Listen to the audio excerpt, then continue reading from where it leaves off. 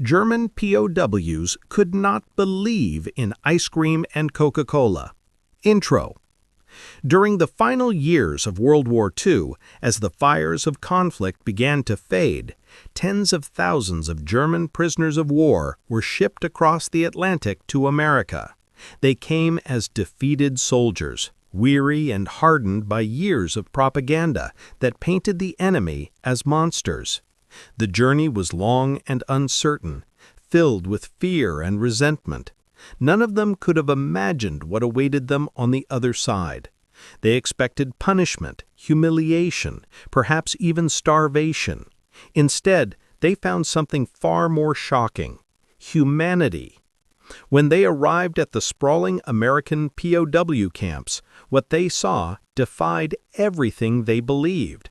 The camps were clean, orderly, and run with discipline but also fairness. They were given beds, blankets, medical care, and food. More food than most civilians in war-torn Germany could dream of. It wasn't luxury, but to men who had lived on rations of bread and watery soup, it felt like another world. Then came the true surprise: the taste of America itself. For the first time, German soldiers tasted Coca-Cola, a drink that fizzed and sparkled with the sweetness of freedom. They watched as American guards laughed easily, listened to jazz on the radio, and handed them ice cream on hot afternoons. Many POWs thought it was a trick. Some refused to eat it, believing it poisoned. But slowly, disbelief gave way to wonder. The enemy was not cruel, he was kind. The war had told them that America was decadent, weak, a land of chaos. Yet in captivity, they saw discipline and abundance coexisting, a paradox that shattered the Nazi myth. The American way of life, with its music, smiles, and small luxuries, became a mirror in which the prisoners saw what they had lost: their humanity. The simple act of eating ice cream or sharing a Coca-Cola under the watch of former enemies became a profound lesson. These were not just treats, they were symbols of an idea that life could be sweet even after so much bitterness. As the months turned into years, the POWs began to learn English, to read American newspapers, to debate ideas of democracy and liberty. They realized that freedom wasn't chaos, it was order through choice, not fear. The lessons they learned in those camps stayed with them long after the war ended. When they returned home to a shattered Germany, they carried these memories like hidden treasures. Many became teachers, writers, and citizens who helped rebuild their nation, inspired by the very people they had once fought against. The ice cream and Coca-Cola were no longer just foreign novelties. They were the first tastes of a new world, a better one. This story is not just about prisoners and guards. It is about the triumph of compassion over hatred, of humanity over ideology. It reminds us that even in the darkest chapters of history, small acts of kindness, a cold drink, a scoop of ice cream, can melt the hardest hearts and change the course of lives forever. The thunder of artillery still echoed in their minds as the German prisoners were herded through the ruins of a world they no longer recognized. For years they had marched under banners of conquest, convinced that destiny favored the Reich, but now destiny lay shattered beneath the boots of the victors. Their uniforms were torn, their insignia stripped, their weapons abandoned in mud that smelled of blood and smoke. Colonel Wilhelm Krauss, once proud and decorated, walked among them with his eyes hollow and his spirit silent. He had seen comrades fall, cities burn, and ideals crumble like the concrete bunkers they once defended. The Allied trucks waited at the edge of the wreckage, and with the metallic clatter of chains and orders shouted in English, the defeated soldiers began their journey into the unknown. They had been told that American camps were brutal, that prisoners were worked to death or humiliated beyond recognition. But as the convoy rolled through open countryside, what they saw only deepened their confusion. Fields stretched endlessly under blue skies, children waved from farmhouses, and civilians moved freely without fear of air raids or Gestapo patrols. The prisoners looked out the truck slats, whispering among themselves, was this really the land of the enemy? The moment they arrived at the camp, the scent of freshly baked bread drifted on the wind. Instead of snarling guards with rifles, they found calm American MPs directing them with clipped efficiency. They were fingerprinted, deloused, and handed soap, towels, and clean clothes, simple cotton shirts and trousers that felt alien in their softness. For men who had lived on half rations and cold barracks floors, the idea of warm showers was almost mythical. When the water hit their skin, steaming and endless, several broke down, pressing their foreheads against the tile, tears mixing with the runoff as they remembered frozen nights in eastern trenches. The camp itself was a strange contradiction, surrounded by barbed wire and guard towers, yet filled with laughter from American soldiers who played baseball nearby. Barracks were lined with bunks, straw mattresses, and blankets so thick they seemed royal. Meals came at regular hours: meat, vegetables, bread, even coffee. Some prisoners, suspicious, refused to eat at first, convinced the food was poisoned or laced with something sinister. But when they saw Americans eating from the same trays, their fear slowly faded into astonishment. Days turned into weeks.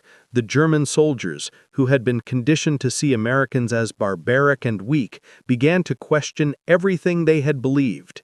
They watched guards joke with one another, treat them with basic respect, and even share cigarettes during quiet hours. The brutality they expected never came. Instead, they were assigned light work, fixing fences, tending fields, or helping in the camp kitchen. For the first time in years, they felt the sun on their backs without the fear of strafing planes. It was a strange kind of peace, one that tasted foreign. Letters were allowed, and when one of the prisoners received a note from home, the American clerk even helped translate it. Such small kindnesses unsettled them more than cruelty ever could. What kind of enemy shared compassion? Colonel Krauss began keeping a small notebook. He wrote of the irony that his captors gave him freedom of thought greater than his superiors ever had. He observed how Americans spoke to one another without fear, how even a private could question a sergeant and live to tell about it. That, he realized, was the difference. The Americans fought not for fear of punishment, but out of belief in their nation's ideals. As spring turned to summer, the camp became its own strange world, suspended between war and peace. The German prisoners began repairing old habits, shaving daily, exercising, organizing choir groups, and even holding chess tournaments. Each act of normalcy was a rebellion against despair. Yet beneath it all lingered confusion, a haunting question. If the enemy treated them with such humanity, had they been wrong all along? One evening, as the sun dipped behind the guard towers, a young American soldier named Daniels approached the fence with a handful of photographs.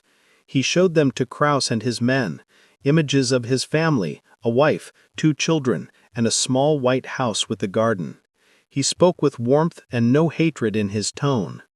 In that moment, the German colonel saw something he had forgotten existed: the ordinary life of peace.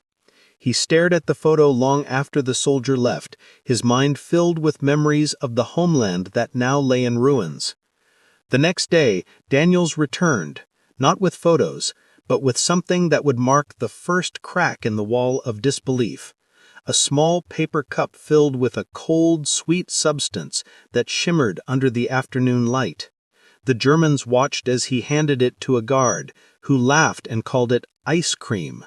The word alone sounded like fantasy, but that was for another day. Today they still lived between surrender and discovery, their faith broken, but their humanity slowly awakening. In the stillness of that American camp, behind fences and under a flag they had been taught to hate, the seeds of change had been planted. They did not yet know it, but before long, they would not only eat ice cream, they would taste a new idea of freedom. By the time the second month in captivity began, the German prisoners had stopped counting the days. For men who had marched through the ashes of Warsaw, Stalingrad, and Normandy, the world inside the American POW camp seemed almost like an illusion.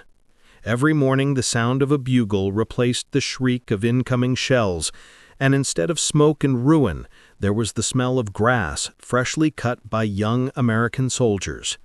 The war had taken everything from them: their homes, their honor, and in many cases, their faith in humanity. But here, in the land of their supposed enemy, they were beginning to discover something even stranger than defeat: peace. At first, none of them could understand why they were being treated so decently. The propaganda that had filled their ears for years told them that Americans were decadent monsters, capitalist exploiters who would crush them without mercy.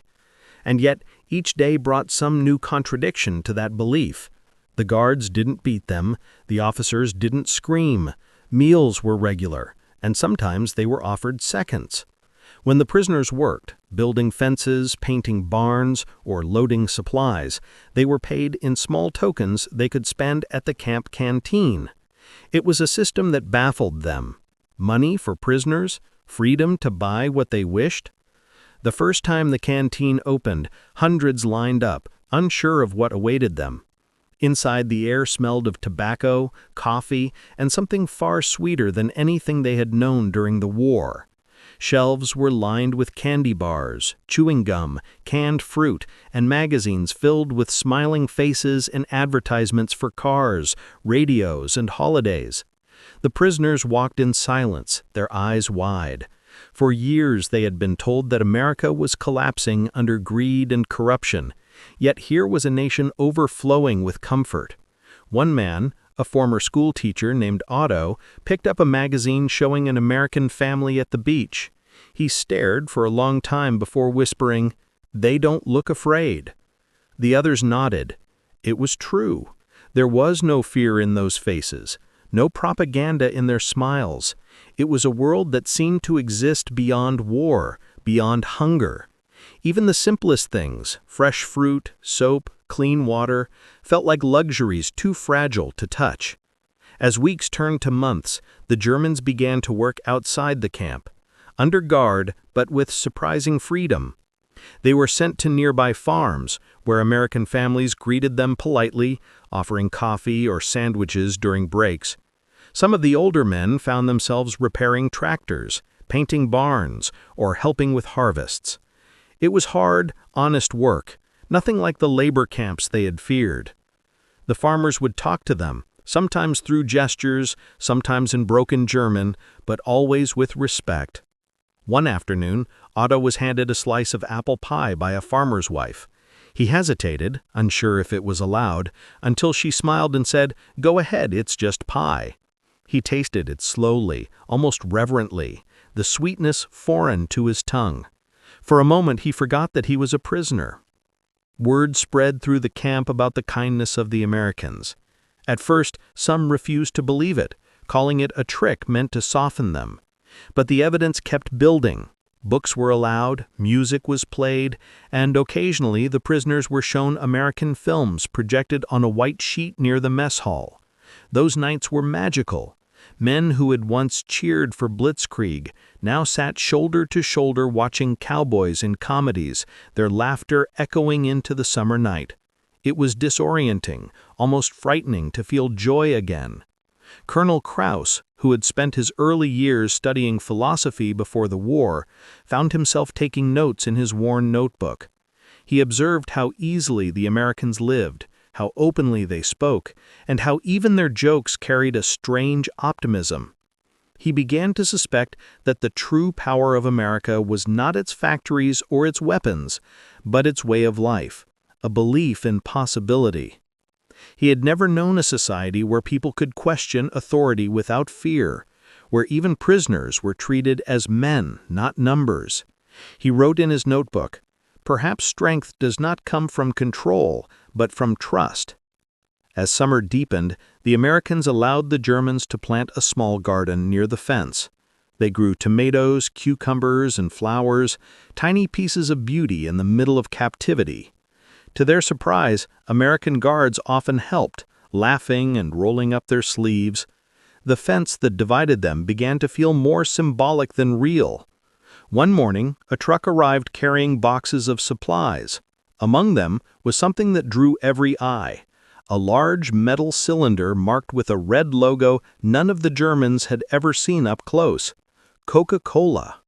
The guards unloaded it with grins, stacking it beside crates of food for the mess hall. The prisoners watched, curious, as the bottles glistened in the sunlight. Rumors spread quickly through the barracks. "It's a drink," one said. "No, it's medicine," another guessed. Colonel Krauss heard them whispering that Americans drank it like water, that it was sweet and cold, and somehow captured the spirit of their country. He wrote another note that night: "In a world of ashes, they have found sweetness." The days ahead would prove that sentiment true, for soon the Germans would taste not only Coca-Cola, but also something far more unbelievable: the frozen delight that would make them question everything they had been told about their enemies. The sun was merciless that afternoon, beating down on the rows of wooden barracks until the air shimmered like a mirage. The German prisoners moved slowly, their shirts damp with sweat, as they worked repairing fences and stacking crates near the mess hall. Even after months of decent treatment, many still could not shake the instinctive fear that came with every order shouted in English. But on this particular day, something unusual was stirring. The American guards were laughing more than usual, their voices light and excited as they wheeled in large metal tubs filled with ice. From the kitchen came the unmistakable whir of a machine and the sound of glass bottles clinking together. The prisoners glanced at each other in confusion. What kind of military operation required that much ice? Then, as if to mock the heat itself, a guard shouted across the yard, "Get ready, boys, we're serving ice cream today." The words didn't make sense at first. Ice cream? The Germans exchanged uncertain looks. To them, ice cream was something that belonged to childhood, to peace, to the world before bombs and rationing. No one had tasted it in years. Many younger soldiers had never tasted it at all. Still, curiosity won out over disbelief.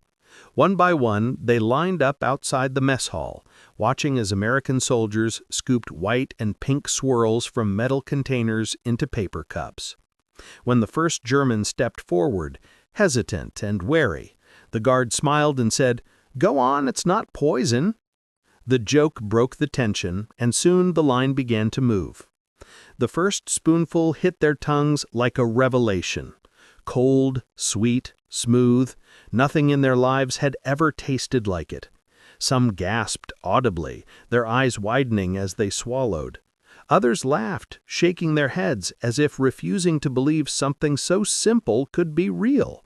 For years they had lived on gray bread, thin soup, and bitter coffee substitutes. Now this was joy in its purest, most innocent form. One prisoner, a young man named Dieter, took his cup and held it up to the sunlight as if studying a relic. "It's like eating snow and sugar," he whispered. His friend Hans grinned, "Then let it snow forever."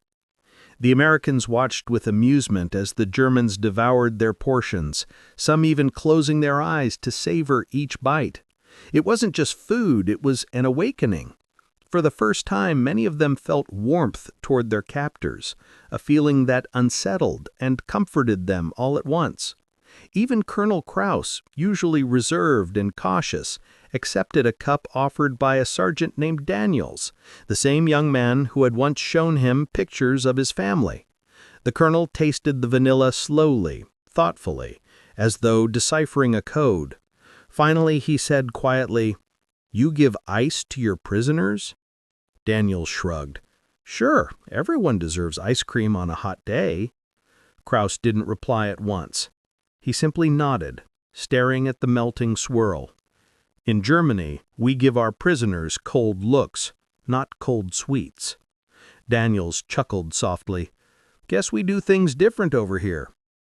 As the day wore on, the camp was filled with a strange energy, laughter, conversation, even singing. For the first time, the barbed wire seemed invisible. The Germans talked with the guards about everything from the weather to the music on American radios. Some of the men began trading small carvings or sketches for extra scoops. Others saved their paper cups as souvenirs. It was as if the ice cream had melted the last layer of suspicion between them. That night, long after the sun had set, the barracks buzzed with quiet conversation. The prisoners spoke not of tactics or losses, but of taste, of sweetness, of coldness, of the strange kindness of their captors. One prisoner, a young man named Engineer, said softly, "If they can make something like that during war, what must peace be like here?" No one had an answer. Colonel Krauss wrote again in his notebook. He described how something as trivial as a frozen dessert had changed the atmosphere of an entire camp. He wrote, "Perhaps civilization is not measured by victory in battle, but by how one treats the defeated." In the following days, the Americans continued to surprise their prisoners with gestures that defied all logic of war. There were small privileges, a deck of cards here, a radio broadcast there, and always that same casual generosity that left the Germans bewildered. They had entered captivity expecting cruelty, humiliation, and starvation. Instead, they found decency, humor, and compassion. It was a moral confusion that cut deeper than any wound. The ice cream became a legend in the camp. Whenever tempers flared or homesickness struck, someone would mention the day of ice cream, and the memory would soften the air. Even months later, long after the tubs had disappeared and autumn winds replaced summer heat, the prisoners would recall that first taste with a kind of sacred nostalgia. The Americans probably forgot the moment by nightfall, but for the Germans it became something far greater. It was proof that the world could be kind again. For men who had been raised on obedience and hardened by war, a spoonful of sweetness had accomplished what no lecture or sermon could. It reminded them that life was still capable of joy. And, though they didn't yet know it, the next revelation would come not from frozen cream, but from a bottle filled with dark, fizzy wonder, a drink that would forever change how they saw the nation that had captured them. The first time the Coca-Cola arrived, it came not with fanfare, but in an ordinary supply truck, stacked in wooden crates beside boxes of bread and canned beans. The German prisoners barely noticed at first, until one of the American guards popped open a bottle, the glass hissing softly as fizz danced up the neck. The sound was unlike anything the Germans had heard in years. It was a whisper of luxury, a sound of ease and abundance that seemed to mock their memories of scarcity. The Americans passed the bottles among themselves, laughing as they drank. Condensation beaded on the glass in the afternoon sun, and as one guard raised his bottle toward the prisoners with a grin, he called out, "You boys ever try this?" The Germans shook their heads. They had heard of Coca-Cola, of course, rumors of an American drink that symbolized everything decadent and wasteful about the West. But here, under the shadow of their defeat, the word no longer sounded like an insult. A few brave souls were handed bottles through the fence. The glass was cool to the touch, the liquid dark as oil, but shimmering with bubbles that rose and burst like tiny sparks of life. One man hesitated before taking a sip. When he did, his eyes widened in pure disbelief. It was sweet, sharp, alive, a taste that seemed to fizz right through the soul. The others followed, some cautiously, others with the reckless hunger of men starved for sensation. They coughed, laughed, and smacked their lips, unable to describe what they were feeling. "It's electric," one said. Another murmured, "It tastes like laughter." Soon the entire camp buzzed with excitement. Bottles clinked against the fence as the Americans shared more, smiling at the Germans' astonishment. For a brief, absurd moment, there were no guards or prisoners, no victors or defeated, just men drinking together under a golden sky. Coca-Cola, that simple symbol of American life, had become a bridge stronger than any treaty. Colonel Krauss, ever the observer, took his first sip in silence. He was a man who had endured the worst of humanity: bombings, executions, starvation. And yet this ordinary drink moved him in ways he couldn't explain. The bubbles tickled his throat, and for the first time in years, he felt something he had forgotten: youth. He stared at the bottle, studying the English script curving across its glass. It was more than a beverage, it was an idea that joy could be mass-produced, bottled, and shared without hierarchy or permission. Daniels, the American guard who had given him ice cream weeks before, leaned against the fence and smiled. "Good, isn't it?" Krauss nodded slowly. "Good, no. It is civilization." Daniels laughed. "Nah, it's just soda." But the colonel shook his head. "No, you don't understand. You've managed to make pleasure common. That is genius." The younger man didn't know what to say to that, so he just raised his bottle and took another drink. Over the following weeks, Coca-Cola became a quiet ritual in the camp. Every Sunday, a few bottles would appear, and the prisoners would gather near the fence to share sips and stories. They talked with the guards about everything: music, cars, baseball, even politics. The Americans were astonished to learn that some of their captives spoke fluent English, and the Germans were equally stunned by the openness of their captors. There were no secret police fear, no fear of informants. The Americans disagreed with each other freely, laughed at their officers' mistakes, and even mocked their own president in jest. To the Germans, this freedom of speech felt as foreign as the fizz in their drinks.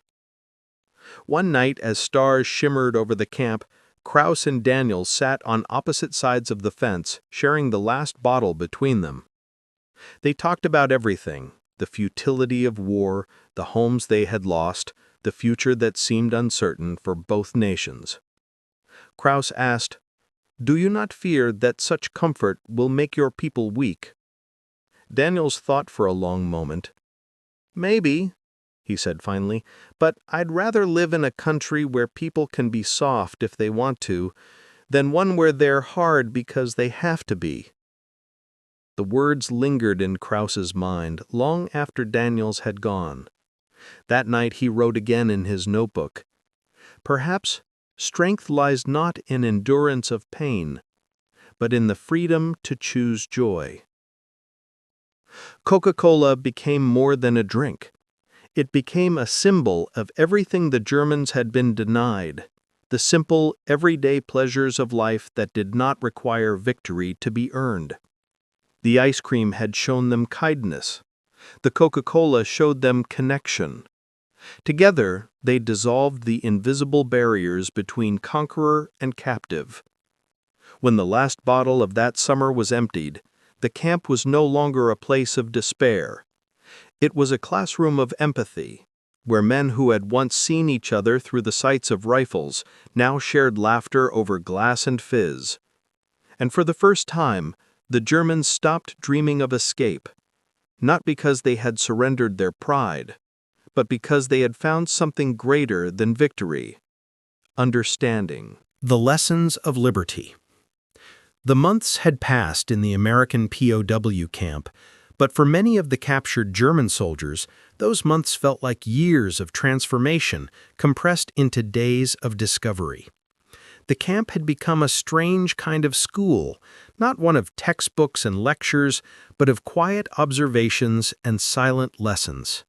The men who had once marched under swastikas, shouting orders and salutes, now found themselves sitting in wooden barracks, staring at magazines showing smiling families, women driving cars, and advertisements where laughter seemed to flow as freely as the Coca-Cola they now occasionally tasted.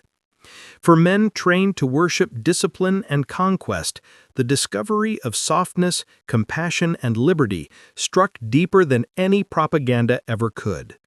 Each day began the same: the bugle call, the roll count, the breakfast line. But within these routines, something had changed. There was no hatred in the air, no fear of punishment, no sense of hierarchy, only order balanced with humanity. Some of the younger POWs began to mimic the guards' English phrases. Others tried sketching cars or airplanes from the American magazines. There was curiosity in their eyes, not arrogance. Letters from families in Germany spoke of hunger, rubble, and despair. Yet here in captivity, the prisoners were fed, clothed, and treated with a respect that made them ashamed. It wasn't kindness they expected, it was strength through mercy, something their leaders had told them did not exist. One day the camp allowed a lecture for any POWs who wished to attend. The topic was simple: democracy and freedom. Most came out of curiosity, some out of boredom, but they left changed. The American officer who spoke didn't boast of power, he spoke of trust, how no man could command the conscience of another, how laws were meant to protect, not to dominate. The words struck them harder than any battlefield order ever had. Days later, discussions began among the prisoners. They spoke quietly about the war, about responsibility, about the future. Some began to say, maybe we were wrong. It wasn't treason anymore, it was awakening. The ice cream and Coca-Cola that had once been symbols of absurd luxury now represented something much greater: the freedom to enjoy life without fear. Even the guards noticed the change. The POWs who had once saluted stiffly now nodded with a shy smile. In the camp's library, the German edition of the U.S. Constitution became the most borrowed book. They read about rights, liberty, and equality, ideas once mocked as weakness and now realized they were the pillars that kept a nation strong. When news arrived that the war was over, cheers mixed with silence. Some wept openly, not just for their fallen comrades, but for the realization that they had fought for a lie. Yet the Americans didn't celebrate with arrogance. They shook hands with the prisoners, offering them one last Coca-Cola before departure. That moment, so small and ordinary, became sacred in memory. As they boarded the ships home, the German POWs looked back one last time. They had entered the camp as soldiers of a lost empire and were leaving as students of liberty. No speech could have taught them more effectively than the quiet dignity of their captors. The true victory, they understood now, wasn't in battlefields or borders, it was in the strength to remain humane amid hatred. And as the ship carried them back to their homeland, each man held the same silent thought, that someday, in a rebuilt Germany, they would try to live with the same decency that had once shocked them. For in the land where they had expected chains, they had found the lessons of freedom. Home with new eyes. When the war finally ended and the German POWs were told they would return home, a strange silence swept through the camp. It was not joy that filled the air, but a quiet uncertainty. The men who had arrived filled with hatred and pride were now leaving with humility and reflection. They had seen another world, a world that worked not on fear, but on trust, not on domination, but on cooperation. As they boarded the ships that would carry them back across the Atlantic, they looked around one last time at the American camp that had become their unintentional classroom. They thought of the guards who had treated them with respect, the cooks who smiled as they served them food, and the doctors who had cared for their wounds without asking for gratitude.